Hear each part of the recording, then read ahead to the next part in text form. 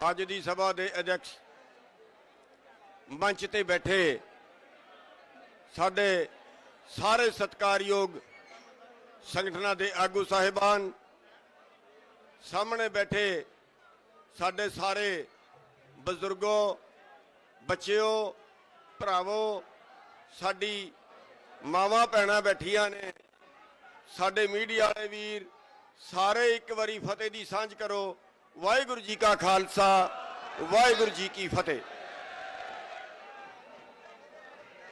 साडे सिख भरा ज्यादा बैठे ने, पर मैं हिंदी च गल करांगा क्योंकि हिंदी दी बोली गल दूजे स्टेटां च जानी जरूरी है।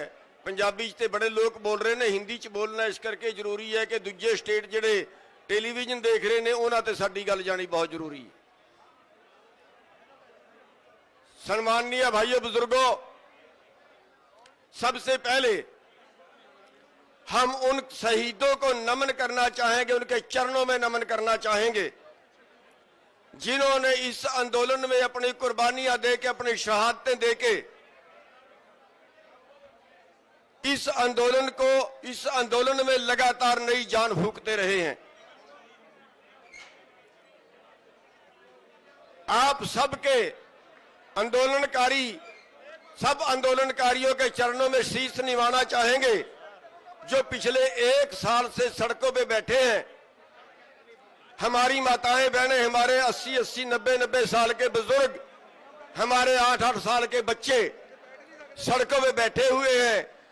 उन सबको नमन करना चाहेंगे और आज आपको बधाई इस बात की देना चाहेंगे कि आपकी शहीदियों के कारण, आपकी कुर्बानियों के कारण, आपके सड़क पे बैठने के कारण आज दुनिया का सबसे हठी प्रधानमंत्री, सबसे जिद्दी प्रधानमंत्री आज आपके आगे उसने उसको झुका है, उसने सिर नवाया है आपके आगे। हमने पहले ही कहा था, हमने बहुत बार अपने डिबेट में, बहुत बार अपने भाषणों में कहा कि जो हठी राजा होता है वो ना जनता के लिए अच्छा होता है ना अपने लिए अच्छा होता है।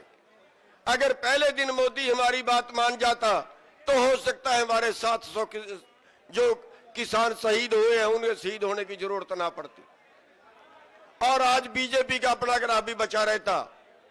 लेकिन हमने एक बात और कही थी, मानेगा जरूर, 100 जूते भी खाएगा, 100 गड्ढे भी खाएगा।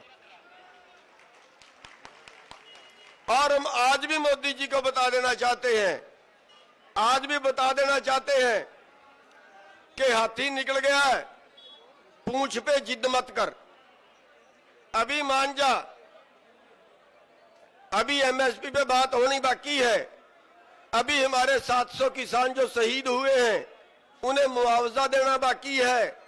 अभी हमारे जो लोगों पे मुकदमे दर्ज हैं, 48,000 लोगों पे हरियाणा में मुकदमे दर्ज हैं। मैं सैल्यूट करना चाहूंगा अपने हरियाणा और पंजाब के भाइयों को। पंजाब वालों ने ये आंदोलन शुरू किया, बहुत सबसे ज्यादा कुर्बानियां पंजाब वालों ने दी, लेकिन हरियाणा वालों को उससे भी ज्यादा सैल्यूट करना चाहूंगा कि इन्होंने कम से कम 20 जगह से हरियाणा के मुख्यमंत्री को भगा दिया।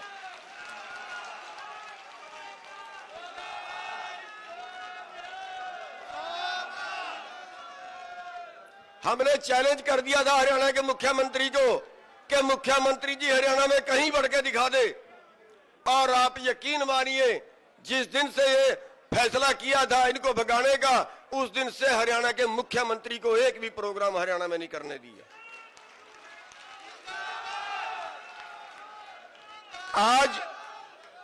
आज हरियाणा के 48,000 लोगों पर मुकदमे दर्ज हैं, 48,000 किसानों पे मुकदमे दर्ज हैं आज हरियाणा के अंदर, और 307 के मुकदमे हैं, इरादा कत्ल के मुकदमे हैं सारे के सारे। साथियों, हम चेतावनी देना चाहते हैं इस सरकार को कि अभी टाइम है आपके पास, जब आंदोलन का फैसला होता है तब मुकदमों का फैसला भी साथ में होता है। कई लोगों के ऊपर रेड की गई, कई आड़तियों के ऊपर इसलिए मुकदमे दर्ज किए गए, इसलिए रेड मारी गई कि वो आंदोलन की मदद क्यों कर रहे हैं। कई हमारे एनआरआई भाई जो बाहर से विदेशों से मदद कर रहे थे उनको एयरपोर्ट से वापस कर दिया गया, उनको ब्लैक लिस्ट में डाल दिया गया कि वो इस आंदोलन की मदद क्यों कर रहे हैं। हम सभी बात मनवा के उठेंगे। जो शहीद हुए हैं उनको मुआवजा भी दिलवाना है, जो मुकदमे हैं उनके मुकदमे वापस करवाने हैं। एमएसपी की गारंटी का सवाल है। साथियों, एक आंकड़ा आया है कि पिछले 15 साल के अंदर जो एमएसपी से कम मिला है देश के किसानों को वो 45 लाख करोड़ है। यानी आज के वक्त में 3 से 4 लाख करोड़ प्रति साल एमएसपी से कम मिलता है और 7.5-8 लाख करोड़ का कर्जा है जो पूरे देश के किसानों पे एग्रीकल्चर का कर्जा है, जिसमें हर 32 मिनट में एक किसान मर जाता है। यानी अगर हम पिछले 15 साल का हिसाब लगा लें तो जितना हमारे पे कर्जा इससे 4 गुना 5 गुना इससे हमें सरकार से लेना पड़ता है। इसलिए एमएसपी से बिना हमारा गुजारा नहीं है, हमें चाहिए। और बहुत से पॉइंट उसमें हैं, अगर सरकार बैठ के बात करे तो 50% समस्या तो वैसे ही हल हो जाती है। इतना सा कानून बना दें कि बाहर से जो माल मंगाते हैं वो हिंदुस्तान के न्यूनतम समर्थन मूल्य से कम कोई नहीं बेच सकेगा। बाहर से मक्का मंगाया, जिस दिन मक्का यहाँ पे 5 लाख टन आया, मक्के का भाव 2000 से 1200 पे रह गया। इस बार इन्होंने पाम ऑयल नहीं मंगाया, बाहर से खाने वाला तेल नहीं मंगाया। आप देखिए सरसों, आज सरसों हमारी 6500 रुपए क्विंटल तक बिकी है। इस बार देखिए आप, वो 1 साल का नतीजा है। बाहर से खाद्य तेल नहीं मंगाया। इस साल गेहूं का एरिया बदल के तोड़िए के नीचे, गेहूं का एरिया बदल के सरसों के नीचे चला गया है। तो बहुत सी समस्याएं हैं जिन पे भी बात होनी बाकी है और हम अब भी जो है हम सरकार को बता देना चाहते हैं कि अब आधा झुके से काम नहीं चलेगा, पूरा झुक जा वरना डंडौत करवा के छोड़ देंगे।